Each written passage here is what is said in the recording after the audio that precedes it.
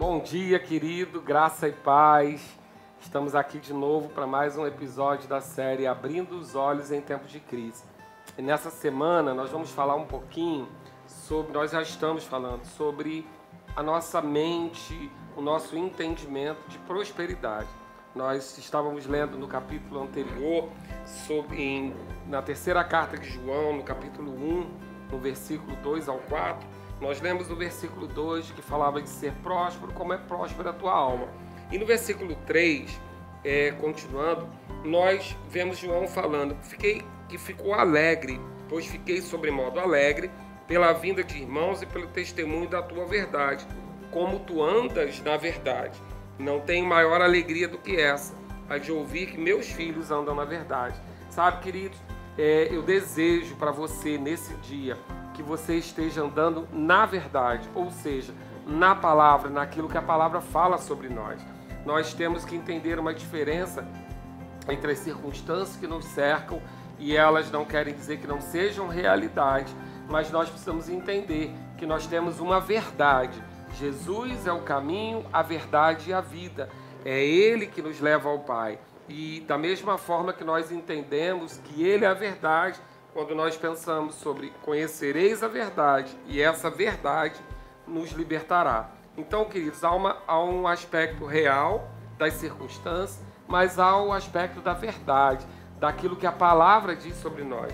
E nós não podemos abandonar esse aspecto para passar por momentos como esse. Porque se nós vivermos pelas circunstâncias, pelo aquilo que nossos olhos estão vendo, por aquilo que nós estamos sentindo, nós vamos ser como o Pedro, tentando atravessar, andar sobre as águas até Jesus, e enquanto ele estava focado em Jesus, olhando para Jesus, ele andou sobre a palavra de Jesus que dizia venha, e sobre essa palavra ele caminhou até que ele olhou para as circunstâncias, ele olhou para o vento, ele olhou para a agitação do mar e ele começou a afundar. Então a minha declaração nessa manhã para você é que você não olhe para o vento ou para a circunstância, mas que você olhe para a palavra. E assim como João diz para Gaio, que se alegra de que seus filhos vivam na verdade, eu quero dizer que eu me alegro por você estar vivendo na verdade. Sabe, Romanos 12, no capítulo 2, a carta aos Romanos, capítulo 12, no versículo 2, diz que nós não devemos nos conformar com esse século. Ou seja, nós não podemos tomar a forma desse tempo, porque esse século, esse mundo, ele jaz no maligno, onde o príncipe desse mundo é Satanás. Nós não devemos nos conformar com ele. Nós entendemos que existem circunstâncias, nós entendemos que existem coisas contrárias, mas não devemos tomar essa forma de viver com medo da falta, viver com medo da doença, viver com medo da tribulação. Não, queridos. Nós sabemos, e mais uma vez eu vou repetir, nós não negligenciamos princípios naturais, nós obedecemos princípios naturais, mas Deus não nos tem dado espírito de medo, a ponto de nós começarmos a cogitar a falta, a doença, a maldição entrando na nossa casa. A sua casa é marcada pelo sangue do Cordeiro e nenhum espírito contrário, nada contrário à vontade de Deus pode estar na sua casa se você tomar a sua posição de autoridade. Ainda em Romanos 12, 2, ele diz, então, não nos conformeis com esse século, mas transformai-vos pela renovação da vossa mente. Para que? Qual o motivo dessa transformação? Qual é o motivo da gente pegar todas as informações do mundo que estão registradas em nossa alma, em nossa mente, e a gente renovar isso com o conceito da palavra, com a verdade que liberta?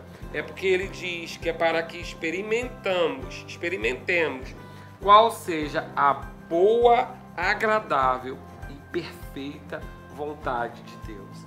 Então, querido, há uma vontade de Deus para a nossa vida. E a Bíblia está dizendo que ela é boa, perfeita e agradável. Então, não está dizendo que é fácil, não está dizendo que nós não precisamos nos posicionar, mas está dizendo que nós temos que renovar a nossa mente, está dizendo que nós devemos ter uma alma próspera para que a gente prove essa boa, perfeita e agradável vontade. Então, queridos, que a prática da palavra esteja na sua vida, que você exercite essa prática da palavra para experimentar qual seja a boa, perfeita e agradável vontade de Deus. Deus é bom e dele não vem mal nenhum. Toda boa dádiva, todo dom perfeito vem dele, do Pai das luzes, em quem não há mudança ou sombra de variação. O que nós devemos conhecer, a sua palavra, os seus princípios, a sua vontade, para que a gente não seja confundido, enganado ou envergonhado.